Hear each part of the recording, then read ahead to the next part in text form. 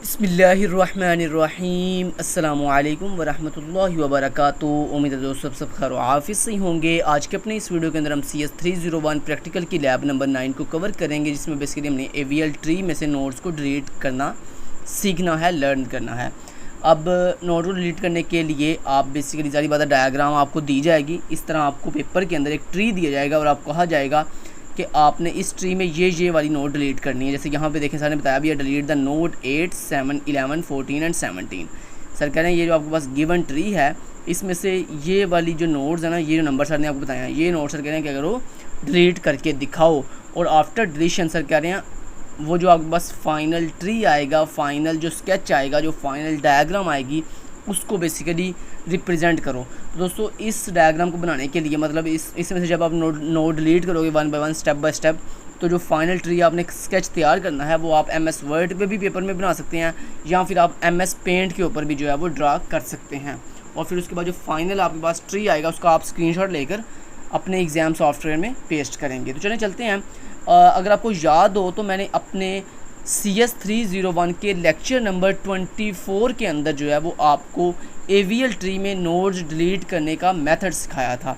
वहाँ मैंने आपको बताया था कि AVL ट्री में किसी भी नोड को डिलीट करने के 3 तरीके होते हैं। फर्स्ट तरीका क्या होता है, चलें यहाँ से स्टार्ट करते हैं और देखते हैं कि कैसे हम डिलीट कर सकते हैं। तो यहाँ पे एक मैं काम करता हूँ, यहाँ पे ना इसका स्क्रीनशॉट ले लेता हूँ, इसका मैं लेता हूँ ऐसे स्क्रीनशॉट, और यहाँ पे आपको वो मेथड दिखाता हूँ कौन कौन से मेथड हैं। अच्छा, 3 तरीके होते हैं। पहला कि जो नोड आप डिलीट करने जा रहे हो उसका 0 चिल्ड्रन है। कितने चिल्ड्रन है उसके? 0 चाइल्ड, CHILD, चाइल्ड। ठीक है, क्या मतलब जो नोड हमने डिलीट करनी है उसके कितने चिल्ड्रन है? 0 चिल्ड्रन है। ये पहला तरीका हो गया। ठीक है, पहला यानी केस हो गया। दूसरा केस है 1 चाइल्ड, मतलब जिस नोड को आप डिलीट करने जा रहे हो उसके कितने चाइल्ड हैं? उसका ओनली 1 चाइल्ड है। ठीक है जी, ये दूसरा केस है नोड डिलीट करने का। अच्छा, ये जो मैं आपको केस बता रहा हूँ ना, ये केसेस बाइनरी जो सिंपल आपका बाइनरी सर्च ट्री होता है उसमें भी ये सेम केसेस ऐसे ही रहते हैं, और जो आपका AVL ट्री होता है उसमें भी ये केस ऐसे ही तीनों रहते हैं। और तीसरा जो लास्ट केस है वो होता है delete a node with having 2 childrens, 2 childs. ठीक है, 2। ये आपको इतनी डिटेल से दोबारा से इसलिए बता रहा हूँ कि चलिए आपको दोबारा एक दफ़ा रिवीजन होगी। बाकी अगर आपने बहुत और ज़्यादा डिटेल से देखना है तो आप हमारा CS301 की प्लेलिस्ट के अंदर लेक्चर नंबर 24 जाके देखें, तो आपको AVL ट्री के अंदर डिलीशन के तमाम केसेस जो है वो कवर हो जाएंगे। तो चलें दोस्तों चलते हैं और देखते हैं अब यहाँ पे जो सर ने नोड में कही है ये नोड किस किस रूल को फॉलो कर रही है, मतलब इन तीनों केस में कोई एक केस अप्लाई होगा। अच्छा, एक और बात याद रखिएगा, जब भी आप BS ट्री यानी बाइनरी सर्च ट्री के अंदर या AVL ट्री के अंदर नोड डिलीट करते हैं ना, तो इन तीनों केसेस में से कोई एक केस ही सिर्फ अप्लाई होता है, कोई एक केस ही अप्लाई होता है। इन तीनों के अलावा कोई चौथा केस नहीं है। ये भी बात याद रखिएगा, ये आपको चैलेंज है ये मेरा कि इन तीनों जो भी नोड आप डिलीट करोगे ना उनमें सिर्फ इन तीनों में से कोई एक केस ही अप्लाई होता है, चौथा कोई केस नहीं है यहाँ पे। ठीक है, चलिए चलते हैं, देखते हैं। अब हमें जो सबसे पहली वैल्यू डिलीट करनी है वो है जी 8। सर ने कहा पहली जो नोड है वो 8 है जो आपने डिलीट करनी है। अब देखते हैं इस ट्री के अंदर 8 कहाँ पे है, तो ये है दोस्तों 8 जिसको हमने डिलीट करना है, मतलब इस 8 नोड को हमने डिलीट करना है। अब सबसे पहले हम ये देखें कि ये जो नोड 8 आप डिलीट करने जा रहे हैं इसके ऊपर कौन सा केस अप्लाई हो रहा है, इन तीनों में से 0 चाइल्ड वाला, 1 चाइल्ड वाला या 2 चाइल्ड वाला। तो ये 0 चाइल्ड वाला, 0 चाइल्ड मुझे कैसे पता चला? देखें 8 डिलीट करना है तो ना तो 8 के लेफ्ट साइड पे कोई चिल्ड्रन है ना ही उसके राइट साइड पे कोई चिल्ड्रन है, तो इसका मतलब फिर क्या हुआ कि 8 का यहाँ पे 0 चिल्ड्रन है, कोई चिल्ड्रन नहीं है। तो दोस्तों ये बात याद रखिएगा, जब आपने एक ऐसी नोड डिलीट करनी हो जिसके 0 चिल्ड्रन हो, मतलब जिसके ऊपर ये केस नंबर 1 अप्लाई हो रहा हो, दोस्तों उसको डायरेक्ट डिलीट कर देते हैं, कोई इशू नहीं आता। उसको बस आपने सिंपली डिलीट कर देना है, बस जी। हमने डिलीट कर दिया तो हमारा जो नया ट्री बन गया वो कुछ इतना होगा, मतलब ये 8 नहीं बीच में इंक्लूड होगा, ये इतना हमारा ट्री होगा। ठीक है, ये दोस्तों हमारा नया ट्री होगा जिसमें 8 इंक्लूड नहीं होगा। तो उम्मीद करता हूँ आपको पहले केस की समझ आ गई है कि अगर आपकी नोड जिसको आपने डिलीट करना है अगर उसका 0 चिल्ड्रन है तो सिंपली उसको डिलीट कर दो, कोई इशू वाली बात नहीं है। लेकिन हाँ दोस्तों, चूँकि ये AVL ट्री है तो AVL ट्री के अंदर जब भी आप कोई नोड डिलीट करते हो ना तो आफ्टर डिलीशन आप ये भी चेक करते हो क्या आपका ट्री बैलेंस है कि नहीं है। तो ये कहाँ से चेक करना स्टार्ट करेंगे? जिस नोड को आपने डिलीट किया ना उसका पेरेंट चेक करेंगे। अब देखें 8 को हमने डिलीट कर दिया, अब 8 का पेरेंट कौन सा? 7, तो 7 के लिहाज से देखें क्या ट्री बैलेंस है? तो ये आपको आप कैसे ट्री को बैलेंस चेक करते हो, ये मैं आपको ऑलरेडी इससे प्रीवियस जो आज हमने लैब सीखी थी, लैब नंबर 7 और 8, अभी इससे पिछली वीडियो के अंदर मैंने आपको ट्री कैसे बनाते हैं, AVL ट्री, उसमें बैलेंस कैसे चेक करते हैं, ये सारा मैंने आपको सिखाया था, वो मुझे अब दोबारा बताने की ज़रूरत नहीं है। लिहाजा यहाँ तक ये ट्री मुझे नज़र आ रहा है, ये ट्री बिल्कुल बैलेंस है। अगर 8 को हम डिलीट कर भी दें तो ये देखें हमारा ट्री बिल्कुल बैलेंस है। और यही चीज़ हमें सर ने भी यहाँ पर बताई है। चले मैं आपको एक दफ़ा दिखा देता हूँ यहाँ पर भी।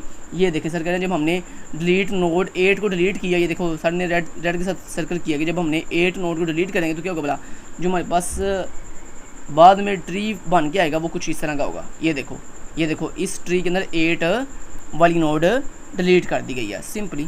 अच्छा जी, चलिए नेक्स्ट आप कौन सी नोड डिलीट करनी है, नेक्स्ट हमने नोड डिलीट करनी है। चलिए आप नेक्स्ट वापस चलते हैं। नेक्स्ट दोस्तों हमने जो नोड डिलीट करनी है वो है जी 7। वो कौन सी नोड है, 7। तो ट्री के अंदर 7 कहाँ पे है, ये है जी जनाब 7, ठीक है। इस 7 को हमने क्या करना है, डिलीट करना है। तो अब यहाँ पे सबसे पहले ये चेक करें कि जिस नोड को आप डिलीट करने जा रहे हो यानी 7 को, इसके कितने चिल्ड्रन हैं। ये 8 नहीं अब इसके इंक्लूड होना, क्योंकि 8 डिलीट हो चुका है, ये 8 जो है डिलीट हो चुका है, ठीक है। अब जनाब 7 का सिर्फ एक ही चिल्ड्रन है, ये देखो, क्योंकि 8 तो ऑलरेडी डिलीट हो चुका है प्रीवियस स्टेप के अंदर। अब इस स्टेप के अंदर 7 का सिर्फ एक ही चिल्ड्रन है, वो कौन सा है, 4। तो यहाँ मुझे बताएं जब हम 7 को डिलीट करेंगे इस 7 नोड को, तो यहाँ पे कौन सा केस अप्लाई हो रहा है, ये वाला सेकंड वाला, हैविंग 1 चाइल्ड, ये केस अप्लाई हो रहा है। तो अब ज़रा गौर से बात सुनिएगा। वो कहते हैं कि अगर आप जिस नोड को डिलीट करने जा रहे हो, रूल ये है कि अगर उसका एक चिल्ड्रन हो, कितने चिल्ड्रन हो, ओनली 1 चिल्ड्रन हो, तो क्या करते हैं, नोड का जो चिल्ड्रन होता है उसको उसकी जगह पर रिप्लेस कर देते हैं।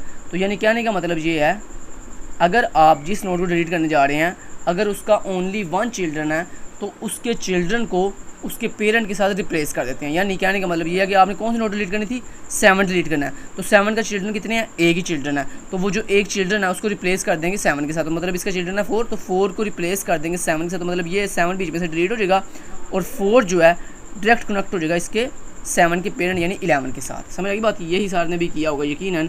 तो दो केस आपको समझ आ गए हैं। पहला, अगर 0 चिल्ड्रन, मतलब अगर कोई भी चिल्ड्रन ना हो तो फिर सिंपली उसको नोड को डायरेक्ट डिलीट कर देते हैं। दूसरा, 1 चिल्ड्रन, अगर एक चिल्ड्रन हो फिर क्या करते हैं, नोड को बीच में से डिलीट कर देते हैं और जो चिल्ड्रन होता है उसको उसके पेरेंट के साथ अटैच कर देते हैं, ठीक है जी। तो यही देखें सर ने भी किया होगा यकीनन। यहाँ पे देखें जब 7 को डिलीट किया तो ये देखें 7 की जगह आपको जब डिलीट किया, या ऊपर दिखाता हूँ आपको, ये देखें जब दरमियान में से 7 डिलीट हुआ तो जो उसका चाइल्ड था 4, वो ऊपर उसके 7 के पेरेंट 11 के साथ अटैच हो गए। ये देखें नेक्स्ट डायग्राम में, ये ज़रा गौर करें, ये देखें, समझ आएगी बात की। चलें, ये भी आपने कर दिया। अब नेक्स्ट कौन सी नोड डिलीट करनी है वो बता देता हूँ। नेक्स्ट दोस्तों अपनी जो नोड डिलीट करनी है वो है जी 11। कौन सी नोड डिलीट करनी है, 11। अब देखें जो नेक्स्ट ट्री बन के है वो, चलें आपको पहले दिखा दूँ। ये देखें जनाब नेक्स्ट ट्री हमारे पास ये है, ठीक है। तो मैं एक काम करता हूँ, यहाँ पे इसकी ही डायग्राम स्केच ले लेता हूँ। अब इसको मैं कर देता हूँ डिलीट और इसके स्केच ले लेता हूँ मैं नया, ताकि मेरे कोई दिक्कत ना हो, ठीक है। चले यहाँ पे इसको मैंने स्केच ले लिया इसका ऐसे। चलें जी, अब यहाँ पे जनाब ज़रा गौर कीजिएगा। अब हमने जो नोड डिलीट करनी है वो है जी 11। कौन सी नोड डिलीट करनी है, 11। तो दोस्तों यहाँ पे चेक करें कि 11 के कितने चिल्ड्रन हैं। 11 के दोस्तों 2 चिल्ड्रन हैं, एक 4, उसका मतलब 11 का लेफ्ट चिल्ड्रन है 4 और उसका राइट चिल्ड्रन है 12। तो यहाँ पे कौन सा केस अप्लाई हो रहा है, थर्ड वाला, जिसमें उसने लिखा हुआ था हैविंग 2 चिल्ड्रंस, कि अगर आप जो नोड डिलीट करने जा रहे हो उसके अगर 2 चिल्ड्रन है तो फिर केस नंबर 3 अप्लाई होगा। तो दोस्तों अगर केस नंबर बाहर वाले बाहर पैरे वाला है इसलिए आवाज़ आई है, चलिए छोड़ें इस बात को। अच्छा, अगर दोस्तों आपकी जो नोड आप डिलीट करने जा रहे हो अगर उसके 2 चिल्ड्रन है तो फिर रूल क्या है, रूल ये कहता है फिर सबसे पहले आपने क्या करना है, नोड को डिलीट नहीं करना, फिर सबसे पहले आपने अपना ये जो ट्री है इसका इन ऑर्डर बना लेना। इन ऑर्डर ट्रैवर्सिंग, मतलब उसका जो जब आप किसी भी ट्री को विजिट करते हो तो आपको पता है उसके 3 तरीके हैं, in order, post order and pre order. दोस्तों कहता है कि जब आप एक ऐसी नोड डिलीट करने लगे हो जिसके 2 चिल्ड्रन हैं तो आप सबसे पहले क्या करो, आप अपने इस पूरे ट्री का इन ऑर्डर लगा लो। तो इन ऑर्डर में बेसिकली होता क्या, इन ऑर्डर में बेसिकली दोस्तों ये होता है कि आपके ट्री के अंदर जितनी भी वैल्यूज है ना वो असेंडिंग ऑर्डर में तरतीब लग जाती है। असेंडिंग समझ दो ना, मतलब छोटी वैल्यू से बड़ी वैल्यू तक। चलिए मैं आपको इसकी असेंडिंग ऑर्डर में तरतीब लगा के दिखाता हूँ। देखिए सबसे छोटी वैल्यू है यहाँ पे 4, लेकिन दोस्तों उन्हीं वैल्यूज़ को आपने असेंडिंग ऑर्डर में तरतीब लगाना है जो इस ट्री में मौजूद है। तो देखिए सबसे छोटी इस ट्री में सबसे छोटी वैल्यू है 4, तो मैंने 4 लिख लिया। उसके बाद नेक्स्ट इस ट्री में जो सबसे छोटी वैल्यू है वो है 11, तो मैंने 11 लिख लिया। मतलब उससे बड़ी 11 से बड़ी वैल्यू है 12, तो मैंने 12 लिख लिया। फिर उसके बाद क्या है जी 13, तो 13 लिख लिया, ठीक है। फिर उसके बाद क्या है जी 14, तो 14 लिख लिया। फिर उसके बाद क्या जी, उससे बड़ी वैल्यू क्या है 16, तो 16 लिख लिया। फिर 17 है, 17 लिख लिया। फिर 19 है, 19 लिख लिया। फिर 20 है, 20 लिख लिया। फिर 20 के बाद 53 है तो 53 लिख लिया। फिर 60 है तो 60 लिख लिया। चलें, ये दोस्तों इसका लग गया इन ऑर्डर ट्रैवर्सिंग का रिजल्ट। ठीक है जी। अब दोस्तों करना क्या है, अब नेक्स्ट आपने ये करना है कि आपने इनमें से किस नोड को डिलीट करना था, 11 को। तो यहाँ पे देखें 11 कहाँ, इन ऑर्डर के अंदर 11 कहाँ पे है, ये 11, ये देखें इस 11 को हमने डिलीट करना है। तो वो कहता है रूल ये है कि जिस नोड को आपने डिलीट करना है या तो उससे जो आगे वाला इन ऑर्डर है, मतलब जिसका सक्सेसर है, मतलब अब 11 इन ऑर्डर के अंदर जो नोड आपने डिलीट करनी है उससे आगे नेक्स्ट वैल्यू कौन सी है, 11 से नेक्स्ट वैल्यू है 12। या तो दोस्तों आप इस 12 को 11 की जगह पे रिप्लेस कर दो, मतलब 11 वाली नोड को डिलीट करके जो इसकी नेक्स्ट वैल्यू है इन ऑर्डर के अंदर 12, इसको इसकी जगह पे ले आओ। या फिर इससे जो पीछे वाली वैल्यू है, जो वैल्यू आपने डिलीट करनी है उससे जो पीछे वाली वैल्यू है 4, उसको जो है इसकी जगह पे रिप्लेस कर दो। तो ये दोनों तरीके ठीक हैं। जो आपके CS301 के हैंडआउट्स में रूल लिखा हुआ ना, वो ये था कि जो मैंने आपको अपने लेक्चर नंबर 24 के अंदर भी सिखाया था, वो ये था कि आपने अगर एक ऐसी नोड डिलीट करनी है जिसको 2 चिल्ड्रन है, तो फिर सबसे पहले उसका इन ऑर्डर लगाते हैं।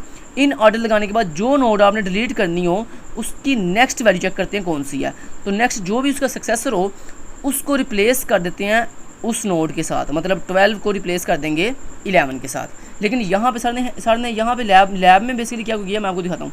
देखें यहाँ पे सर ने लैब में बेसिकली ये किया कि सर ने उसका नेक्स्ट जो वैल्यू थी सक्सेस, जो 11 के नेक्स्ट इन ऑर्डर के अंदर, मतलब ये जो हमारे पास इन ऑर्डर रिजल्ट आया, इसमें 11 की नेक्स्ट वैल्यू थी 12। यहाँ पे सर ने 12 को रिप्लेस नहीं किया, यहाँ पे सर ने जो उसकी पीछे वाली वैल्यू थी ना, मतलब जो वैल्यू हमने डिलीट करनी है इन ऑर्डर के अंदर, जो उसकी जो इन ऑर्डर के अंदर जो उसकी पीछे वाली वैल्यू थी 4, उसको रिप्लेस किया।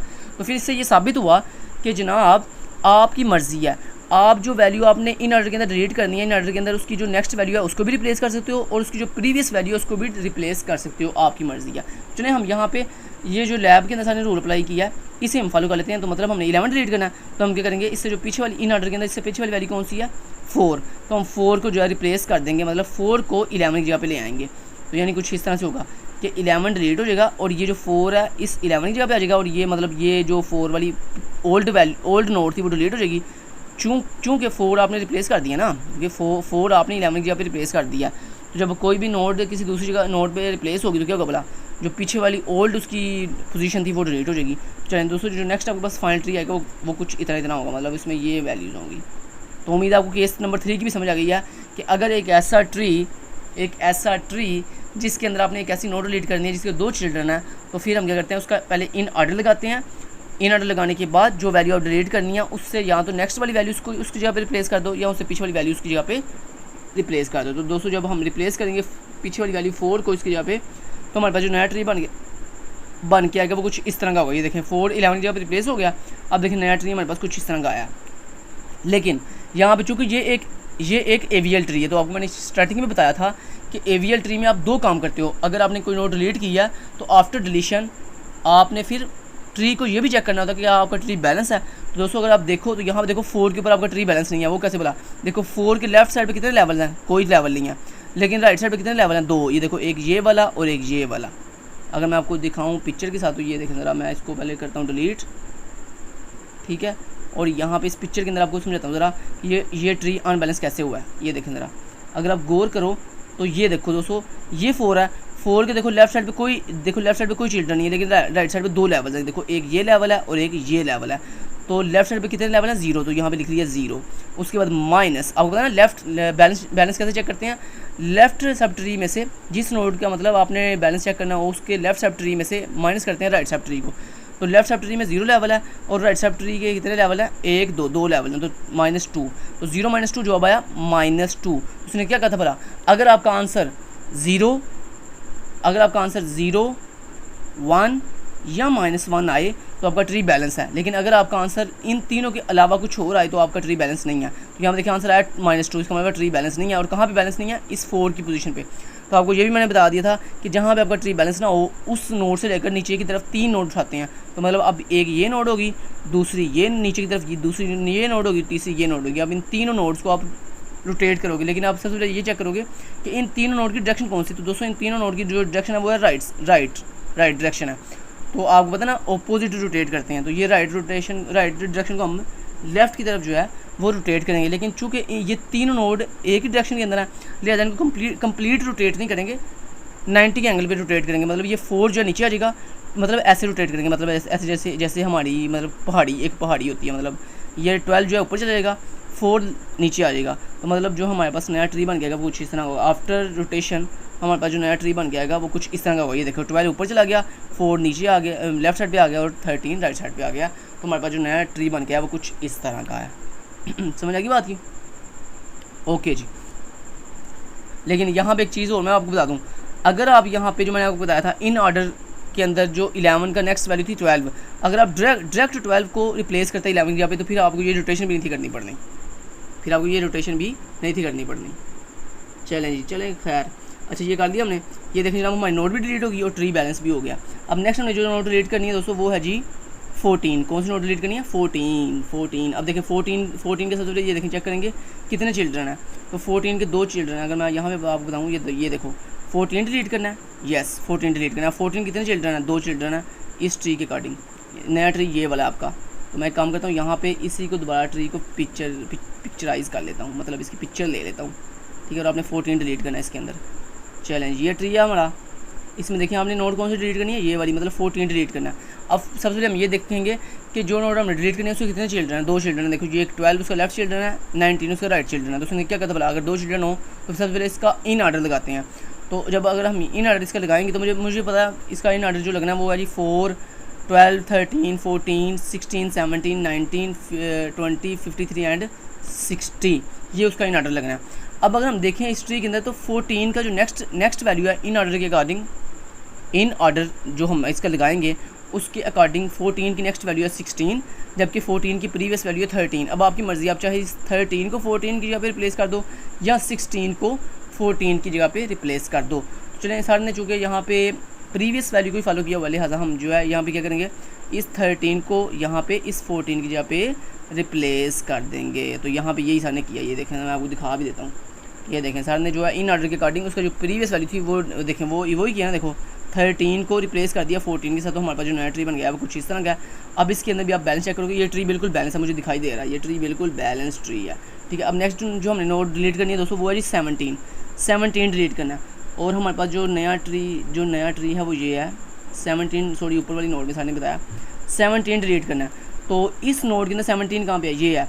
अब 17 के कितने चिल्ड्रन है? 17 का एक ही चिल्ड्रन है 16। तो उसने क्या कहा था भला, अगर एक ही चिल्ड्रन हो तो सिंपल क्या करते हैं, जो नोड हम डिलीट करनी है उसको डिलीट कर देते हैं और जो उसका चिल्ड्रन है वो उसकी जगह पे रिप्लेस हो जाता है। मतलब 17 डिलीट हो जाएगा और 16 जो है इसकी जगह पे आ जाएगा, मतलब ऊपर अटैच हो जाएगा 19 के साथ। तो यही देखें हुआ है नेक्स्ट नोड के नेक्स्ट ट्री अंदर, ये देखें यही हुआ है 16 जो है 19 के साथ अटैच हो गया और 17 बीच में से डिलीट हो गया, सिंपल।